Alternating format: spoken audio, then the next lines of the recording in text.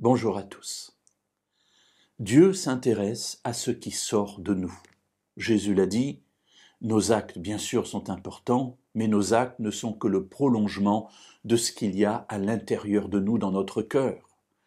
Et c'est pour ça qu'il est important de veiller sur nos pensées. Dans le livre des Proverbes, au chapitre 24 et au versets 17 et 18, Dieu nous interpelle sur quelque chose qui, je suis sûr, vous est déjà arrivé au moins une fois dans votre vie. Ne te réjouis pas si ton ennemi tombe, et quand il trébuche, que ton cœur ne soit pas dans l'allégresse, de peur que l'Éternel ne le voie, que cela ne lui déplaise, et qu'il ne détourne de lui sa colère. Qui ne s'est pas réjoui quand à un moment donné, quelqu'un nous a fait quelque chose de pas recommandable et qu'il y a eu une punition immédiate ou peut-être un peu tardive qui s'est appliquée sur lui.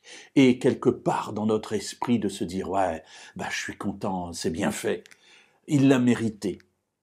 Et voilà que Dieu nous interpelle « Ne te réjouis pas si ton ennemi tombe quand il trébuche et que ton cœur ne soit pas dans l'allégresse ». Qu'y a-t-il dans nos pensées qui, à ce moment-là, nous réjouit de voir quelqu'un être dans le malheur? Alors oui, c'est un ennemi, peut-être, c'est quelqu'un qui nous a fait du tort, sans doute, mais il est en train de vivre quelque chose de négatif, et ce que cela produit chez moi, moi qui suis un enfant de Dieu, c'est de la réjouissance, c'est de l'allégresse.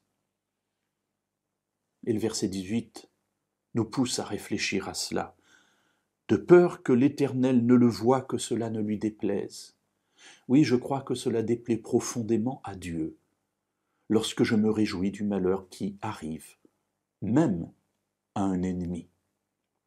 Ce qu'il ne nous faut jamais oublier, c'est que ces ennemis-là, ce sont nos frères, ce sont nos sœurs, ce sont aussi des enfants de Dieu. Peut-être qu'ils ne le savent pas, mais ce n'est pas avec notre réjouissance que nous allons leur apprendre qu'ils sont aussi des enfants d'un Dieu qui les aime. Alors oui, veillons sur nos actes, mais veillons surtout sur nos pensées, et que nos rapports avec ceux qui nous entourent n'aillent pas déplaire à Dieu.